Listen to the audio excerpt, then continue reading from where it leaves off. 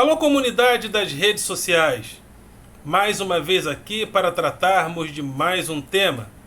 Mas antes de entrarmos no tema de hoje, gostaria de convidar você mais uma vez para se inscrever no nosso canal, para dar o seu like, fazer o teu comentário e compartilhar nosso material com outras pessoas. E ao se inscrever, acione o sininho para receber notificações de novos vídeos.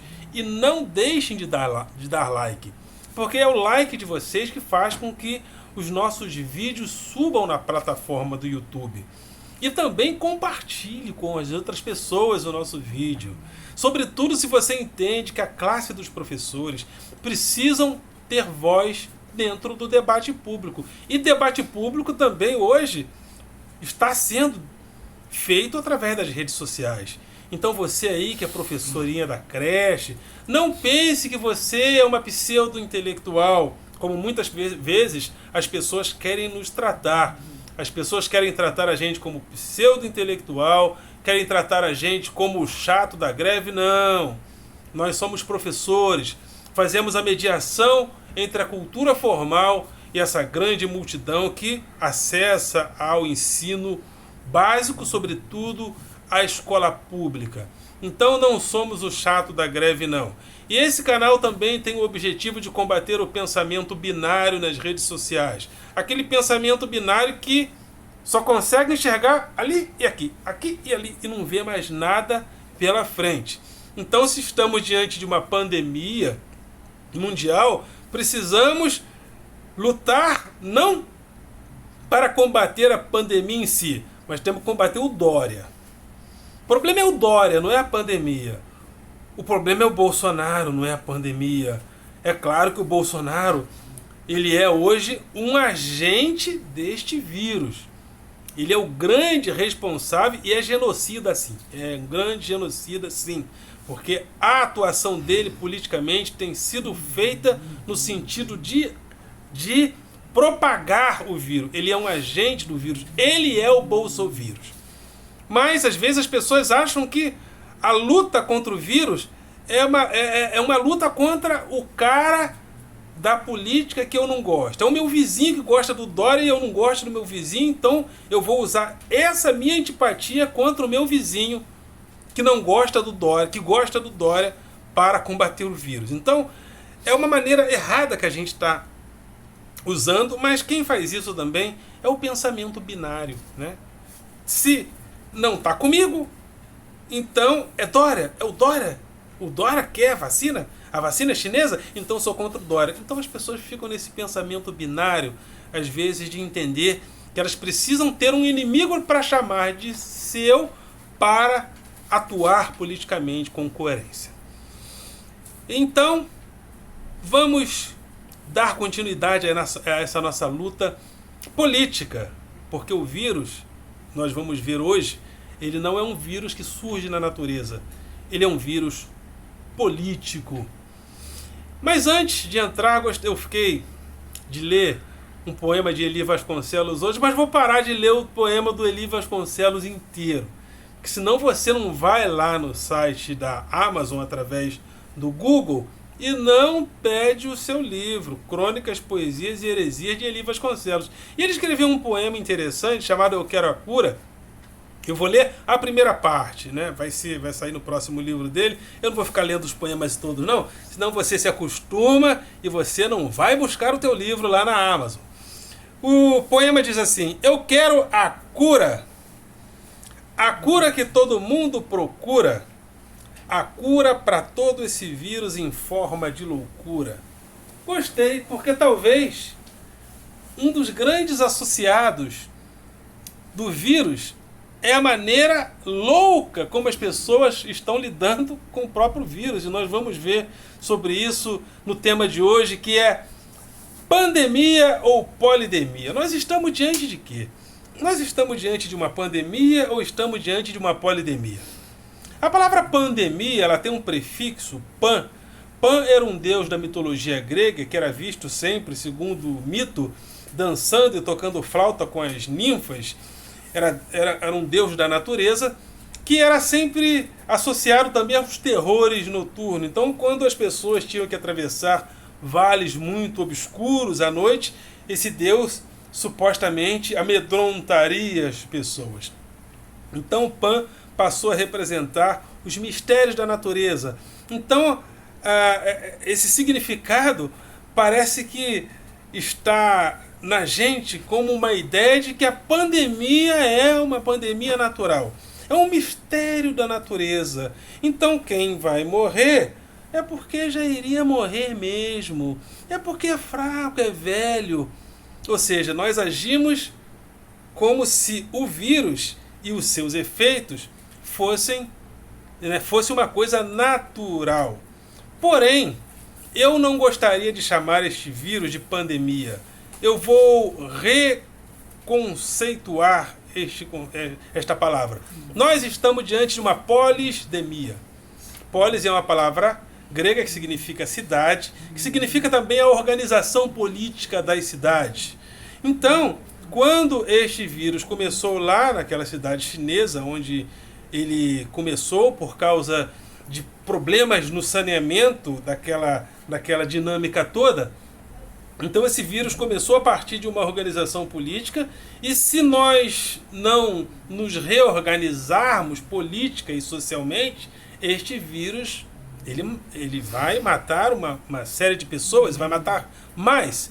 Então no Brasil, esse vírus ele tem se propagado também por causa do nosso comportamento, que é um comportamento social e político que é equivocado perante o vírus. O Bolsonaro, social e politicamente, age de maneira equivocada para que o vírus se propague e mate pessoas, porque ele quer a morte de brasileiros. Ele é um genocida.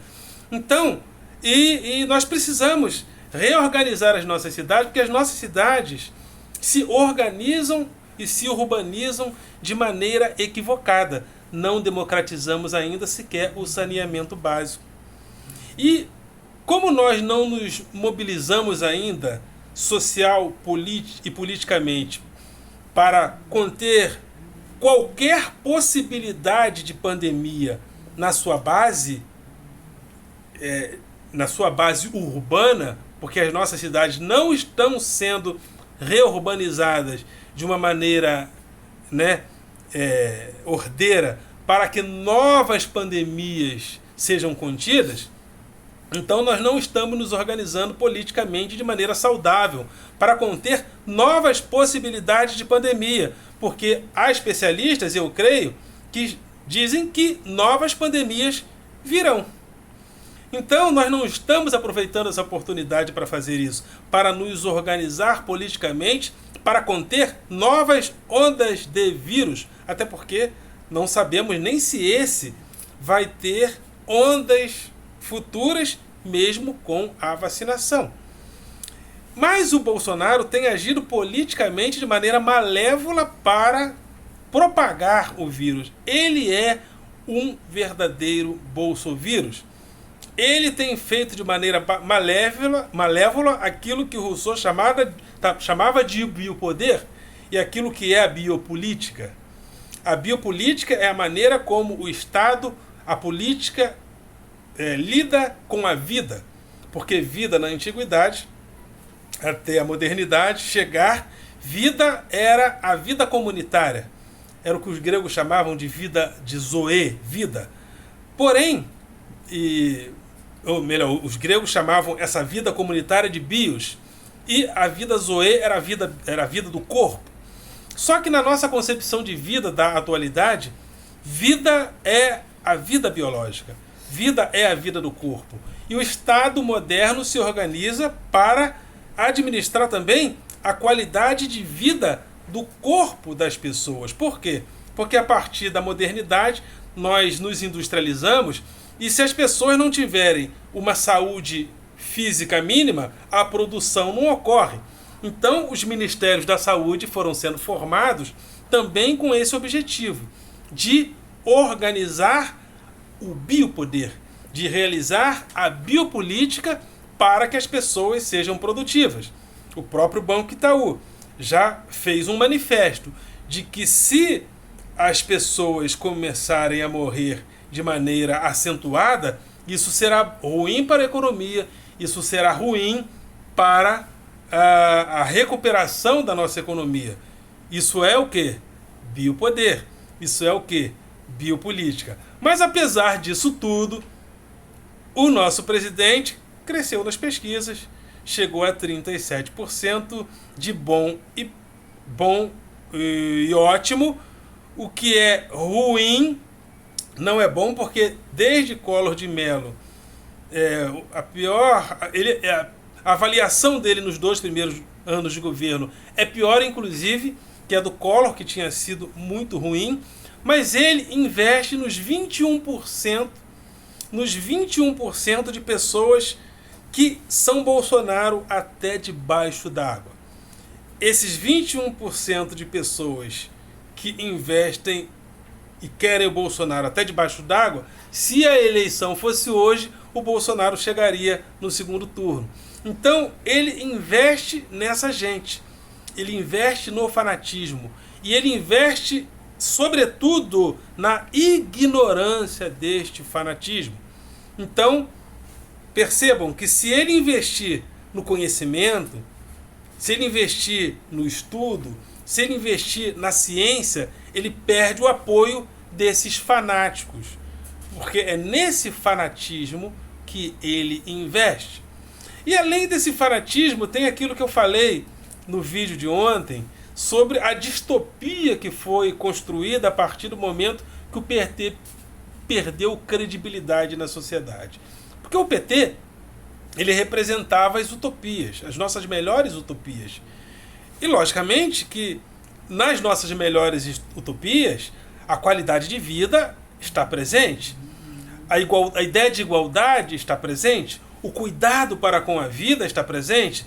Porém, quando o PT se desmoralizou social e politicamente, as pessoas foram para o outro lado. Então, se o PT não honrou a sua causa, chamada causa social-democrata, de esquerda, então tudo aquilo que o PT defendeu é ruim.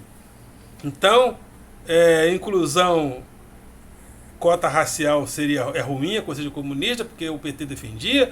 Então, inclusão, igualdade de gênero é ruim, porque o PT defendia. Então, até Bolsa Família, eles diziam que era coisa de comunista, né? Mas depois tiveram que mudar de ideia, mas chegaram a dizer que o auxílio emergencial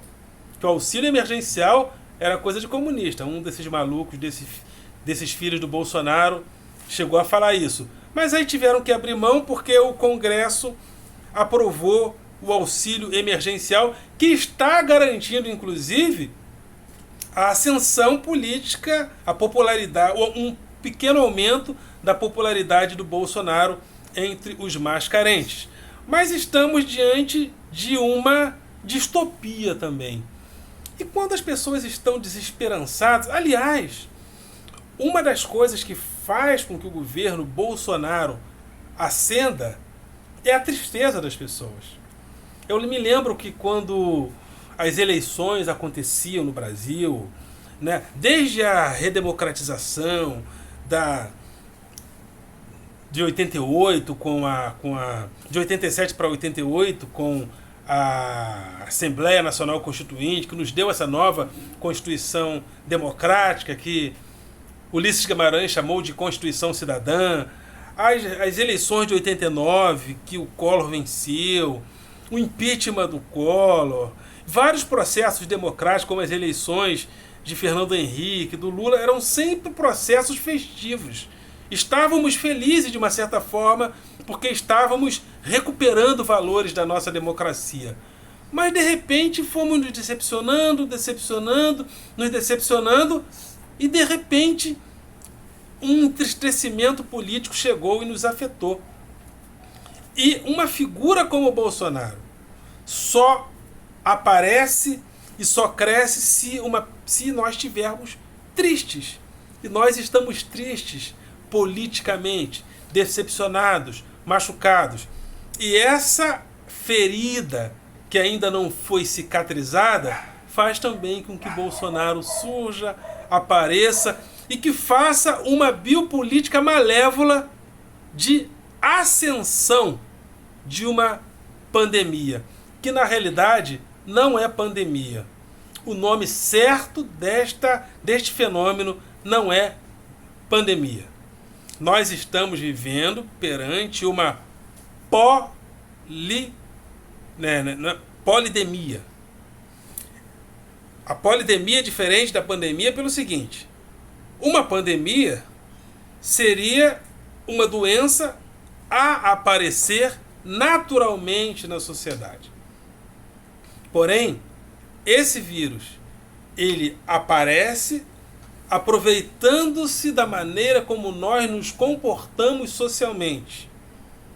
Então não é apenas uma questão médica, uma questão de vacina. É a maneira como nós nos comportamos socialmente, os contatos sociais, a maneira como os contatos sociais se dão no dia a dia, a maneira como nós nos urbanizamos. Inclusive isso foi falado por alguns especialistas quando o vírus começou, né? Eu já tive inclusive na Espanha. Na Espanha as casas são muito juntas, né? Há uma maneira árabe de organizar a cidade, né? Qualquer cidade ali, mesmo por Madrid, mas sobretudo ali nas regiões de Sevilha, né? Que faz parte do estado da Andaluzia, há esse hábito árabe de as pessoas morarem muito próximas às outras. Isso e lá foi um dos lugares onde a pandemia apareceu de maneira muito radical. O mesmo acontece na Itália. Aconteceu na Itália, as pessoas moram, né, muito juntas às vezes. E a maneira como as cidades brasileiras se organizam,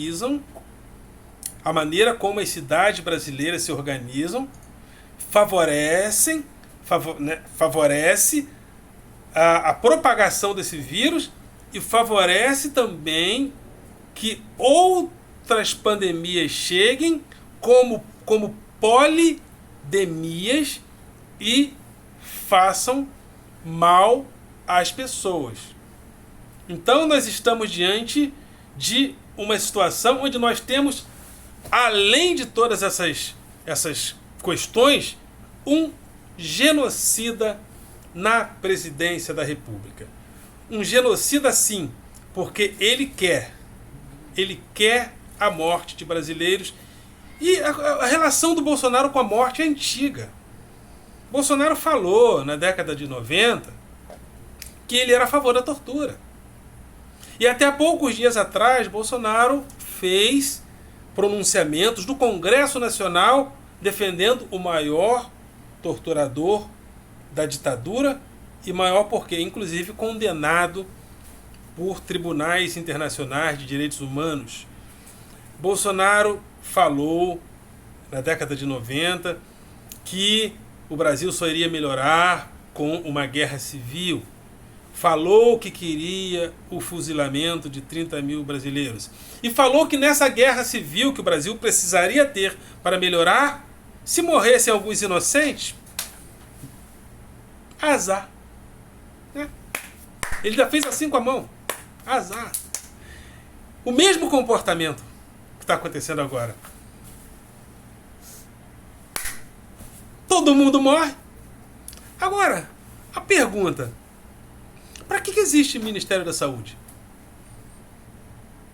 Para que um país tem Ministério da Saúde? Por que as cidades têm secretarias de saúde? Se o gestor diz que é assim mesmo, que todo mundo morre. Não é uma pergunta estranha? Não é uma afirmação estranha? O cara ser um gestor público e dizer, todo mundo morre, é assim mesmo. Então, não seria melhor extinguir o Ministério da Saúde? Isso é falta de consciência a respeito do que é o biopoder. No Estado moderno, o Estado tem a gestão pública sobre a vida. Então ele pode, como Estado, se organizar para controlar e melhorar a qualidade da vida biológica, da vida do corpo. O Estado tem essa função. Por isso é que o Estado tem Ministério da Saúde. Mas o discurso do todo mundo morre assim mesmo está vencendo, né, em alguns setores da sociedade. Está vencendo em alguns setores da sociedade esse discurso do todo mundo morre. Realidade é, nós temos na presidência da República um genocida. Uma pessoa que quer, através de um vírus que é letal, que várias pessoas, sobretudo pobres, morram para que os mais fortes representem a vida da nação. Ou seja, Bolsonaro é um genocida. E quando alguém agora, quando as pessoas agora perguntam a ele sobre essa possibilidade dele ser um genocida, ele fala, mas você não é a favor do aborto? Só que esqueceram de falar para ele que genocídio, que uma prática política para matar parte da população é considerado genocídio por leis internacionais de direitos humanos. Mas não há lei internacional de direitos humanos para abortos. É uma questão legal, porque a discussão sobre o aborto é uma discussão sobre a vida, de quando a vida começa, quando a vida começa e quando os direitos em relação à vida começam. É uma discussão ética. O genocídio, a atitude de um homem público para com a vida no sentido de prejudicar e matar pessoas como ele está fazendo, isso já está posto em lei. Então, uma coisa não tem nada a ver com a outra. Só que esse discurso do é assim mesmo, todo mundo morre um dia, as pessoas estão, não, às vezes até por comodismo, aderindo a isso, mesmo que a pessoa não concorde. Então, eu gostaria de aproveitar este vídeo para mudar o conceito. Nós não estamos diante de uma pandemia. Uma pandemia, nós estaríamos diante dela se essa doença aparecesse misteriosamente como um fenômeno natural, prejudicasse e matasse as pessoas. Mas nós não estamos diante de uma pandemia. Nós estamos diante de um vírus que se aproveita da maneira como nós nos contactamos e da maneira como nós nos urbanizamos. Então nós não estamos diante de uma pandemia. Nós estamos diante de uma polisdemia. Ok, galera? Vocês são do coração.